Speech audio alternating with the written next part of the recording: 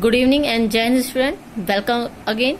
Today we discuss about the class 12 chapter 5 challenges to and distortion of the Congress system. In previous video we discussed about from Nehru to Shastri. Heading in this video we discuss about the topic of from Shastri to Indira Gandhi. पहले हमने देखा था कि जब नेहरू जी की death के बाद शास्त्री जी ने एज ए पीएम शिप संभाली थी, इंडिया के प्रधानमंत्री बने थे, और अचानक ही जब शास्त्री जी की डेथ हुई तो उसके बाद से फिर से इंडिया के सामने एक क्वेश्चन आ खड़ा होता कि अब नेक्स्ट पीएम कौन होगा, प्रधानमंत्री कौन होगा, कौन देश की भागदौड़ को संभालेगा, कौन एक पीएम के रूप में इस कार्यभार को संभालेगा. The Congress face the challenges to political succession for the second time in 2 years. This time there was an intense competition between Morarji Desai and Indira Gandhi. अब फिर से देश के सामने वही संकट था, वही प्रॉब्लम थी, क्योंकि 2 टाइम से 2 बड़े बड़े जो देश के मिनिस्टर्स थे, प्राइम मिनिस्टर थे, उनकी डेथ हो चुकी थी, नेहरू जी की और लाल बहादुर शास्त्री जी की. अब देश के सामने फिर वही संकट आ खड़ा होता कि अब नेक्स्ट पीएम कौन होगा, कौन देश की भागदौड़ को संभालेगा. इस बार जो कंपटीशन था वो मोरारजी देसाई और इंदिरा गांधी के बीच में था. Morarji Desai had earlier served as chief minister of Bombay state, today's Maharashtra and Gujarat, and also as a minister at the centre. जो मोरारजी देसाई थे उस टाइम में बॉम्बे स्टेट के, जो महाराष्ट्र और गुजरात को मिला के था, उसके चीफ मिनिस्टर रह चुके थे. And Indira Gandhi, the daughter of Jawaharlal Nehru, had been Congress in the past and had also been union minister for information in the Shastri cabinet. और इंदिरा गांधी जो कि नेहरू जी की डॉटर थी, वो खुद शास्त्री जी की कैबिनेट में इंफॉर्मेशन मिनिस्टर रह चुकी थी. And some senior leaders in the party in the favour of Indira Gandhi, while other some senior in favour of Morarji Desai. कुछ लीडर्स जो थे वो इंदिरा गांधी के फेवर में थे कि इंदिरा गांधी जी को नेक्स्ट लीडर कांग्रेस का और पीएम बनाना चाहिए, लेकिन जो अदर थे वो मोरारजी देसाई के फेवर में थे.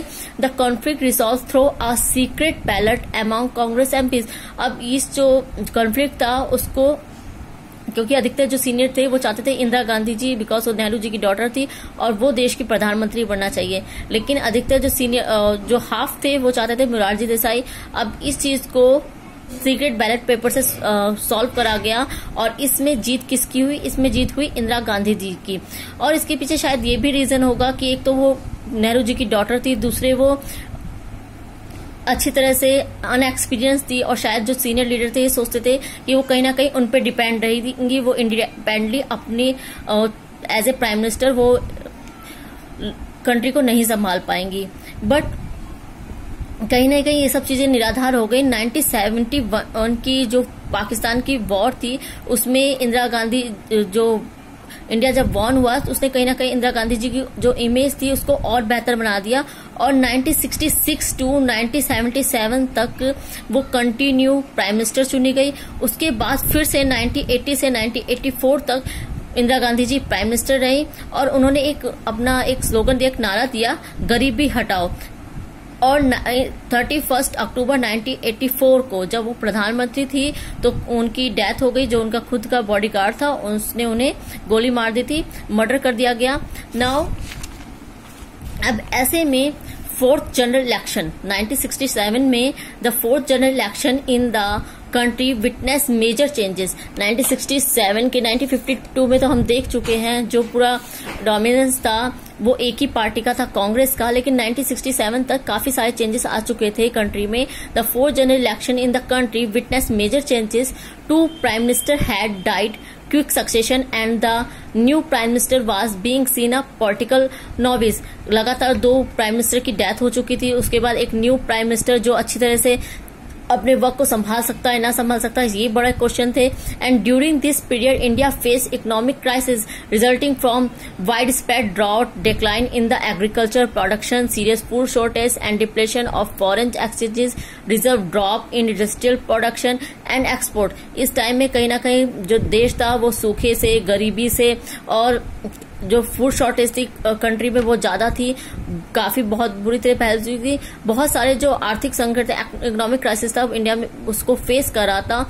और इस टाइम में जो जितना पैसा था जो कहीं ना कहीं डेवलपमेंट में लगना था वो सब मिलिट्री पे खर्च करना पड़ा था, बिकॉज हम जो हमारी कंट्री थी इतनी सारे उस पर अटैक हो चुके थे कि इस टाइम हमें अपनी मिलिट्री को स्ट्रांग करना बहुत जरूरी था। And one of the first decision of Indira Gandhi government was to devalue the Indian rupee. और इस टाइम में जो इंडियन रूपी था उसको डिवैल्यूएशन करना, ये भी सबसे बड़ा इंदिरा गांधी का मेन डिसीजन था। Earlier one of the US dollar could be purchase for less than ₹5। After devaluation it cost more than ₹7। Devaluation के बाद जो डॉलर के $1 5 के बराबर वो ₹7 इक्वल हो गया था। ना इससे कहीं ना कहीं जो एक्सपोर्ट इंपोर्ट था उसमें भी काफी हमें बेनिफिट के लिए ऐसा करा गया था। The economic situation triggered of price rise, people started protesting against the increase in prices of essential and commodities, food security and growing unemployment and overall economic condition in the country. इस time में कहीं ना कहीं जो लगातार जो महंगाई थी वो चरम सीमा पे पहुंच चुकी थी। अब लोग इसके अगेंस्ट में प्रोटेस्ट कर रहे थे, गवर्नमेंट के अगेंस्ट में काफी सारे लगातार मांगे बढ़ रही थी, लगातार हड़तालें और बंद, ऐसी कंडीशन कंट्री में आ चुकी थी। ऐसे में जो लोग थे वो कहीं ना कहीं कांग्रेस के फिर से अगेंस्ट में चले गए थे। जो कंट्री थी फिर से कांग्रेस के अगेंस्ट में चली गई थी और इसका ये रीजन हुआ कि जो कांग्रेस गवर्नमेंट ने नेक्स्ट टाइम में कहीं ना कहीं उसको अपनी जो मेजोरिटी थी उसको खोना पड़ा। In next video we discuss about the non Congressism. Thank you very much. जय हिंद स्टूडेंट।